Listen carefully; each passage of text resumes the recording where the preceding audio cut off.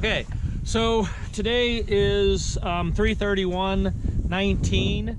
I don't know what 09 means. I think maybe you want to start that over or not. The designations and stuff. You ready?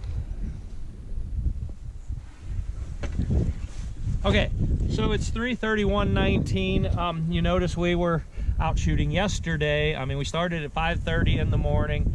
Yesterday, I mean, we put about 12 hours into it and we only got 2 guns shot. The wind came up and the rain came down and it got nasty and we couldn't get it done. We had 6 guns to shoot. Like I said, we got 2. This is the main reason that guys who build guns don't shoot them. It is incredibly time intensive. It takes a lot of energy. I mean, it's a lot of hard work, and so many times you go and set up and you don't get all your work done because of the wind, because of the rain, because of whatever. So those 2 guns that are shot, we have them here with us. We may visit them again. We have those 2 set aside. This is also a brand new 338 Lapua. It is also set up for 250 grain burgers. This is one of my old reliable Schmidt benders. Both those Collis scopes are customer scopes, so we left them on the gun. And so we're gonna do the exact same thing. We're gonna zero up at 50, then we'll shoot it at 100, then depending on the wind, we may go to 200 or further. You might wanna look downrange. You can see that it is definitely not a calm day. The flags are all over the place. I don't know whether you can see them or not, but we've probably got, I don't know, 8 to 12 mile an hour wind. But we're gonna go ahead and zero these up anyways, and we'll just see what we get. Okay, so we bore sighted just like we always did, actually by looking through the bore and click the crosshairs to it. I have a box at 50. The first shot impacted about, I don't know, an inch low, inch left, and 1 shot, and we're on the paper. So now, when you do that, then you click the crosshair to the bullet hole, hold your original point of impact, click the crosshair to the bullet hole. That should zero you up. So what we're going to do now is go straight to 100. But while we're here, I wanted to show something here. Okay, right here. So you notice that this is a BAT HR. It's a BAT HR solid bottom. You notice, you look in here, there's a solid bottom in this, right? So this is 338 Lapua, and the cartridge is nearly 4 inches long. This is with a 250 grain burger. With the 300 grain burger, it's even longer. So here's the piece of brass that I just fired. So guys always wonder, well, why do we want to? Given a choice, we prefer to build these on a solid bottom. And again, look inside here. I want you to actually look inside here and see a trough. And it's not like a normal magazine fed type gun. When you throw that cartridge in there, you don't have to pay any attention to it whatsoever. It goes in there, it lays in the trough, and it goes straight into the chamber. Now watch when I bring it out, okay?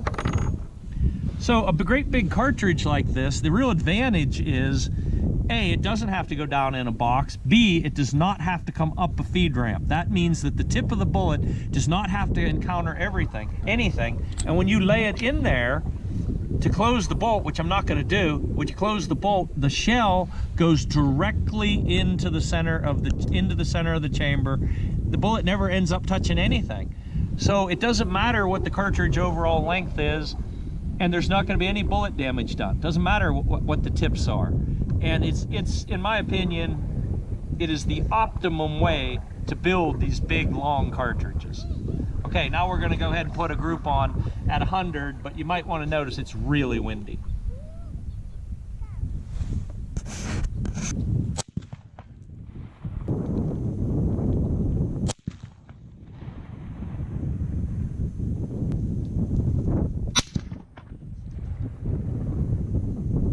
Okay, so this is HR 1499. This gun has a, I can't see it, 368 neck in it. This is set up for 300 grain burgers.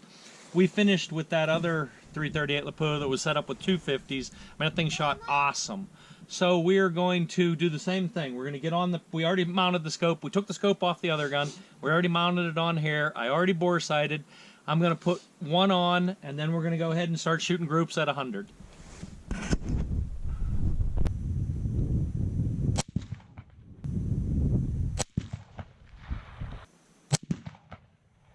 Okay, so for HR 1499, we put one fouling shot through it. Then we zeroed up, we went to 100, we fired a 3-shot group. That was shots 2, 3, and 4. The group measured like 0.6, 0.7. Pretty good, 2 touching. So before we do anything, we stopped, we went back, we cleaned the gun. Now I'm gonna shoot a fouling shot in the dirt, and then I'm gonna put 3 more on the target at 100.